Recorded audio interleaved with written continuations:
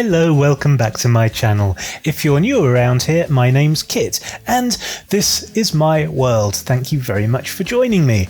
In this episode, I'm doing a tag, and it is the book shopping tag by Scientists Reading World. I'll leave a link in the description. So without further ado, let's get cracking. Question number 1. How do you buy books? Physically, because you believe in the power of touch, or online because interactions are overrated? Well, I used to buy all my books in a bookshop, and I had a very large book collection. Well, I used to say I had a very large book collection. Recently, I watched a video by my friend Gaia Athena, and she's got a really large book collection. I highly recommend you check out Gaia's channel. She has a video on her channel where she shows you the process of her moving her entire library from one house to her new house, and it's very impressive, especially as you get further towards the end of the video. It's an hour long or so, and you see the completed library. It's astonishing. It looks like a proper second-hand bookshop. So I didn't quite have as many books as that, but I had quite a lot, and then my eyesight started failing because I got old, and I discovered Kindle and the convenience of Kindle. So when I moved to this house, I left the vast majority of the books that I owned behind. I gave them to charity, and also I left a lot of them outside with a sign on saying help yourself. And I kind of regret that now, to be honest. After watching Gaia's video, I would still like to have a library. But in those days, I used to buy books because I liked the physical thing. I used to like flicking through them and smelling them and touching them and all of that stuff. And so I would buy physical books from the bookshop, and I would also get them from the library as well. So physical books, I used to like browsing through the bookshop and buying books that way. But now I buy everything online because I'm a Kindle man and I download everything onto my Kindle, and also because interactions are overrated. I guess a little bit for me because I'm kind of special. I have autism, and so human interaction is difficult for me, and it's much easier buying everything online. Question number 2. Do you prefer bigger bookshops or smaller ones? Well, this is an easy one to answer. Smaller ones. Big bookshops are kind of scary and intimidating and tend to have more people in them and more books, and it's all just a little bit overwhelming. It's too much sensory overload, and again, my being on the spectrum probably has a lot to do with this. I've always liked pokey little unknown secret bookstores, places that look like a house. I like going into a bookstore and being the only one in there, and feeling safe and comfortable. So I've always preferred the smaller bookstores for that reason. Question number 3. Do you prefer to buy books when they are brand new, being the first to touch them, it being in great condition, or do you prefer used ones, the book having character, history and personality? Ew, not used. No. I like brand new books. Well, now I like Kindle, but if I get a book, I want it brand new. I want it untouched by human hands, unsullied by human breath, not containing too many microbes, and not with yesterday's curry spilled all over it, like my books all have. Yeah, I can't think of anything more disgusting. Well, actually, I can think of plenty disgusting things, but it's hard to think of something as disgusting as second-hand books. You don't know who's touched them. You don't know what they were doing while they were reading them, picking their nose, scratching things that were itchy, and then touching the book and turning the page. No. New. Question number 4. Are you a coupon TLC level crazy person or a full price I don't understand this question. Bear with me. Are you a coupon TLC level crazy person or a full price Are you a coupon TLC level crazy person or a full price sweet Sweet 16. That's another sweet 16. Sweet 16. Let's try this again. Are you a coupon TLC level? Do you know, I don't even know what all of this stuff means. I don't understand the bloody question. Let's try this. Okay. Are you a coupon TLC level crazy person or a full price Sweet 16 MTV? I'm assuming MTV, that's the TV thing with the music and the thing. Is it? I don't know. I don't understand the question. Do I like to have cheap books or expensive books? Is that what the question is? Do I like a cheap book or an expensive book? Do you know what? I just like a book. But obviously, if I can get a cheaper version of it, then I probably will, because I'm cheap. Question number 5. Read, research, analysed Sherlock Holmes-style or impulse buyer like a shopaholic. Again, this just looks like random words. I don't understand the question. Read, research, analysed Sherlock Holmes-style or impulse buyer like a shopaholic. Nipple, trouser, vegetable, variant, computer, ITC node. I don't understand. It's just words. Is it because am I being really autistic here? Read, research, analysed Sherlock Holmes-style or impulse buyer like a shopaholic. Impulse buyer like a shopaholic. Read, research.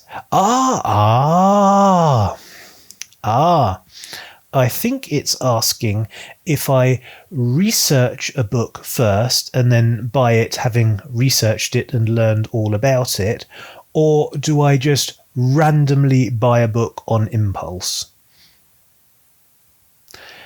Neither,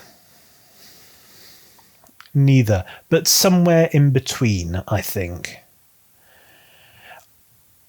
My moods will dictate certain books to me, and I don't know how to answer this question. Do you know what? I'm going to run away screaming from this question. I don't understand it and I don't know how to answer it. Moving on. Question number 6. A book or two at a time or full cart pandemic style until the mailman dies. Does not compute.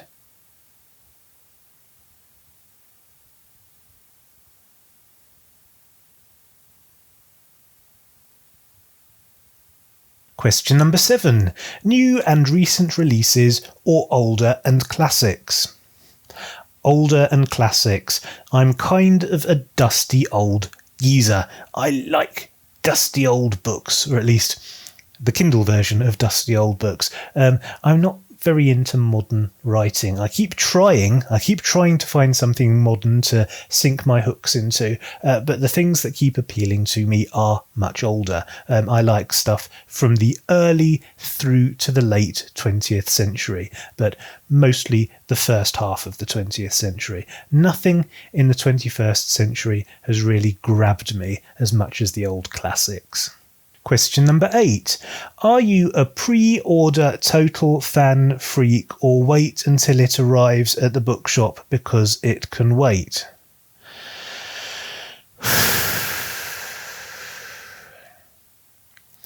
I'm just going to use the word pre-order and derive the rest of the question from that. Do I pre-order books? No, I very rarely pre-order books. I have pre-ordered... I've pre-ordered Bill Bryson books once or twice, but generally I don't notice that the book I want is there until it's there, and then I just buy it. Question number 9. Do you prefer special, expensive, beautiful colours, colour edges and unique editions, or is the inside of the book that counts? I think it's supposed to say, is it the inside of the book that counts? Anyway, I do actually understand this question, which is exciting because I can answer it properly.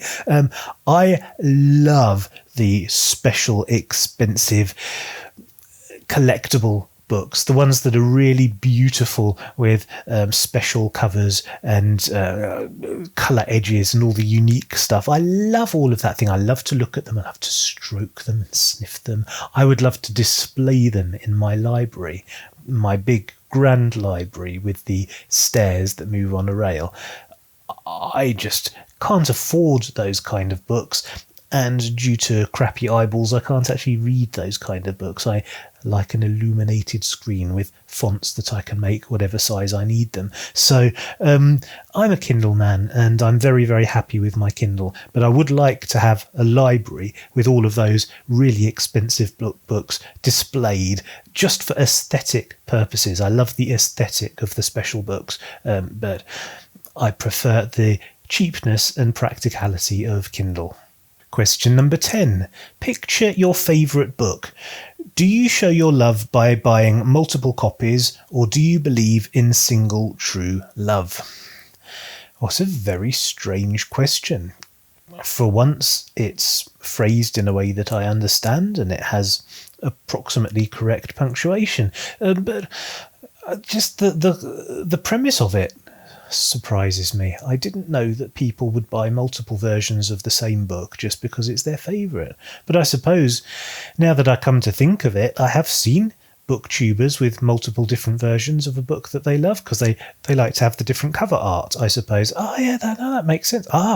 If I was loaded, if I was minted, if I had loads and loads of money, I probably would. Again, I would have my library with the stairs on the rail, and I would have all the nice covers, and the books would be on display for purely aesthetic purposes. And yeah, in that case, certainly my favourite books, which of course has a plural S on the end, I would have multiple different versions because of the different cover art. So yes, theoretically, I would have multiple copies. But in the real world, I've got 2 copies. I've got the ones that I kept on my bookcase, which are now just set dressing, and the Kindle version. So yeah, I suppose, yeah. It surprises me to say yes. Question number 11. Name your favourite places to bookshop. Well, again, it's the Kindle store. I buy everything for the Kindle now. I wouldn't consider it a favourite place to bookshop. It's just the place that I bookshop. But in the old days, before Kindle was even invented, I did have a favourite bookshop. It was the Albion Bookshop in Broadstairs, Kent. And I have 1 or 2 pictures. I managed to find some pictures online. It's a magical place, or at least it was. I don't even know if it's still there. I suspect it's probably closed by now. There were branches of it elsewhere as well, and they all sort of closed one by one for financial reasons. But it was a magical kind of bookshop because it was piled high with books. There were books everywhere, and it was the place where you could go for a good rummage. That's what it was like, and you had to be very careful because there were mountains of books, and you always ran the risk of knocking them down, especially me because I'm kind of clumsy, and it was all very small, and a small shop with lots of books piled up everywhere. So it was perilous but exciting, and you never knew what you were going to find. It was a second-hand bookshop, and I know that I've just been saying that second-hand books are icky and smelly and disgusting and full of microbes, but in those days I was less worried about that sort of thing than I am now. I'm living through a zombie apocalypse, give me a break. Anyway, in the old days I didn't think quite so much about where people's hands had been while they were reading the book that I was now touching and sniffing. I just liked the fact that it felt like an Aladdin's cave. It was a magical place, and I've got very, very fond memories of the Albion Bookshop. And on that note, I think I'll call it a day. Thank you very, very much for watching. I hope you enjoyed it. If you did, and you haven't already, you know what to do. Please hit the subscribe button, hit the like button, share, comment, do all the good stuff, and I will see you next time. See you later.